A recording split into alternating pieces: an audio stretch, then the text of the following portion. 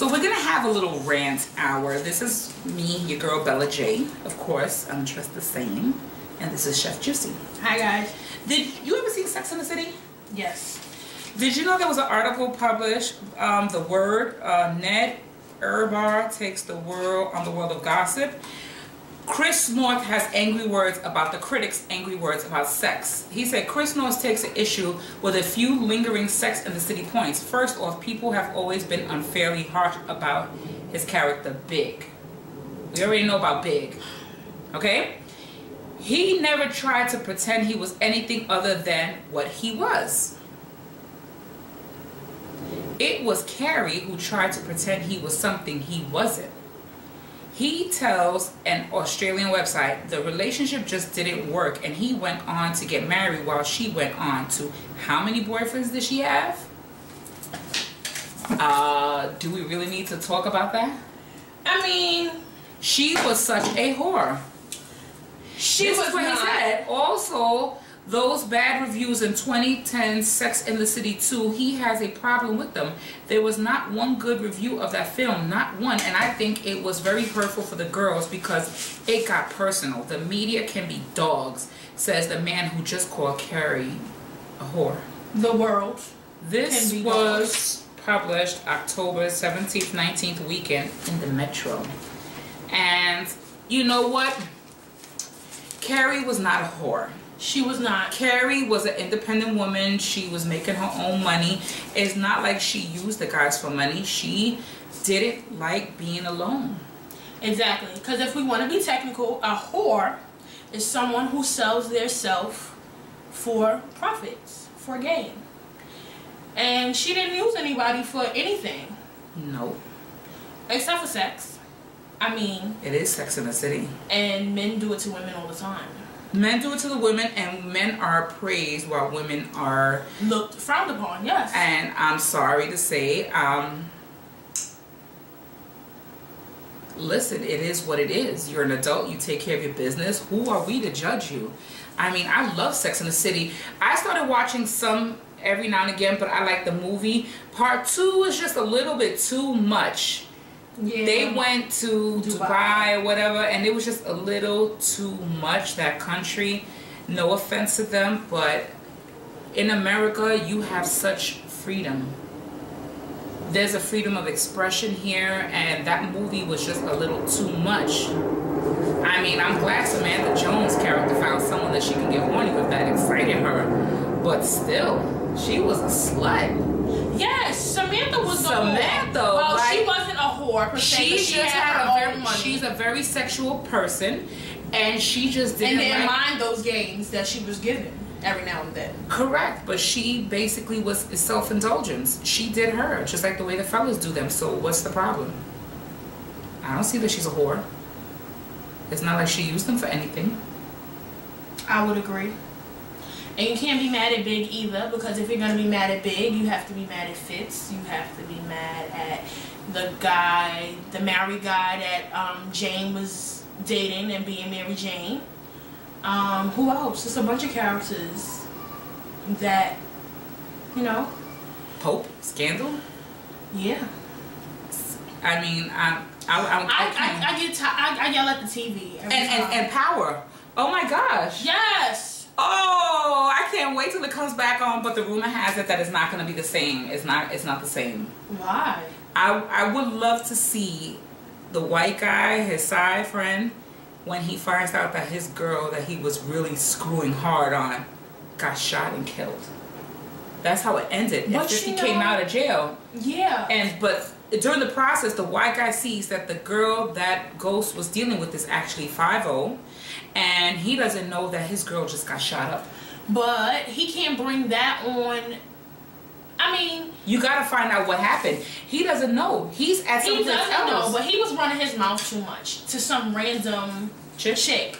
Yeah, you fell in love with the Coco and screwing her, you know, but he was running his mouth too much. The pillow talking will get you in trouble. It's just certain things you don't tell the person you're laying down with about you and your man's business. It's just things that you don't. Like, she had too much information.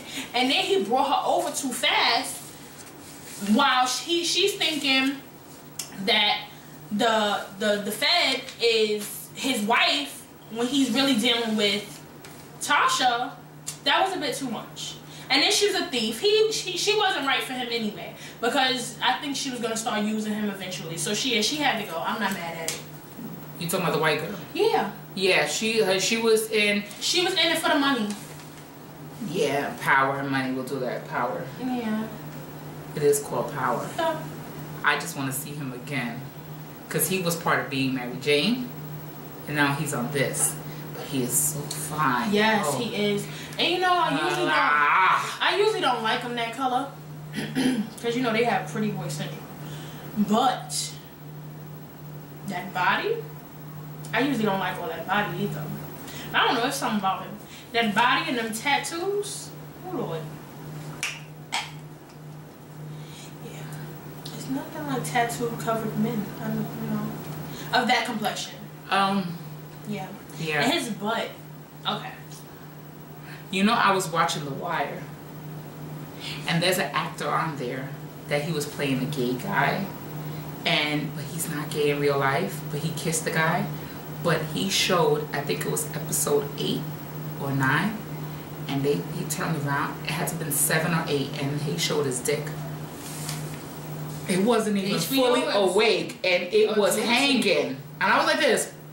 That's not even awake, and it's hanging like that? Like, oh my gosh. Like, and thanks to Cousin Fred for getting me hooked on The Wire. Like, I want to watch the whole series again. Like, I think I want to get the whole video collection just so I can have it here. I felt so bad for Dukey, the little boy. Yeah, like, he turned into a crackhead. And it was just so sad because he was poor and no one really cared for him. And he was so smart. He just really needed a chance. And the friend left him at a crack house. You dropped him off at a crack house. What you thought, that he was going to be strong enough to use crack? He's not liked. Everybody hated him. And he turned into the ultimate crackhead. His teacher gave him $200-something or $100-something, and he knew he would never see him again. And it was a wrap. Shout out to Baltimore. I got family in Baltimore. Hey, y'all. I want to go to Baltimore. Girl. You know this whole big thing about be more, like read the book, be more careful. Baltimore does not like New York. It's not. Alright, so, disclaimer. Baltimore, my family is from kind of the suburbs, you would say. But the outskirts of DC, like when you're driving into DC or downtown Baltimore, what you see on The Wire exists. I'm not gonna front like I hung out on nobody's corners, because I didn't. I'm from Brooklyn. But what you see on The Wire, they get down like that. And no joke. So, yeah. I would like to go to Baltimore and not Silver Springs, which is the next stop after DC. I would like to really go into Baltimore, ride around, chill, and hang out. You know what? Once you grow up in Hunts Point, which I grew up in Hooker Central. Okay. I mean, there was hookers, drug addicts, and everything, pimps and all that. This is what I grew up in. I grew up, I've been living in the projects now 12 years. I mean, I hung out in the project for years, for about 10 years in Monroe Projects. I live in another set of projects, and I've lived on the west side of the Bronx, which there were certain blocks that were already labeled as bad, and I had to tell my foster mother, but Ma, I don't live on that block. I live on this block. And she was like, oh, okay. But she had her issues, and I didn't even know that area existed.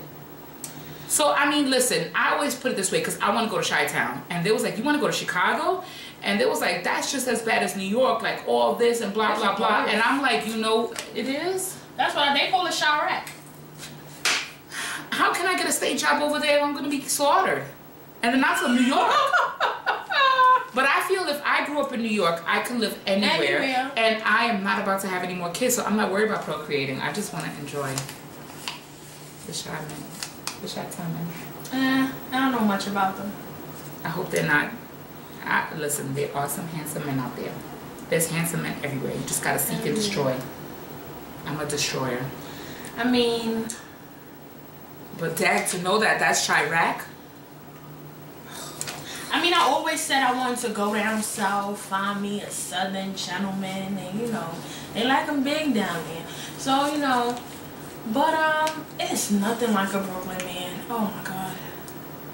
No, let me not say it's nothing like I wanted to deal with a man. Brooklyn guy, but a Brooklyn guy had an issue with coming into the Bronx. And my thing is, get over it. Okay, yes. Okay, so let me not say there's nothing like a Brooklyn man. There's nothing like a man from New York City.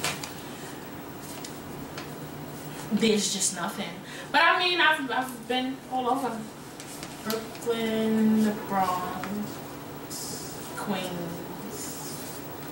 I haven't been to Staten Island. I mean, I've been to Staten Island to visit. I just never dealt with someone in Staten Island. Me either. Now that's too damn far. Well, the time is up. We are going to get into our other shenanigans, so please stay tuned because we have mood time and she's new to my mood time, so I definitely have to break her in. Yes. With that being said, thank you so much for watching this video. Leave your comments below and let me know how you're feeling about our little rant session and see what is it that, you know, you're feeling about this. Thank you. See you later.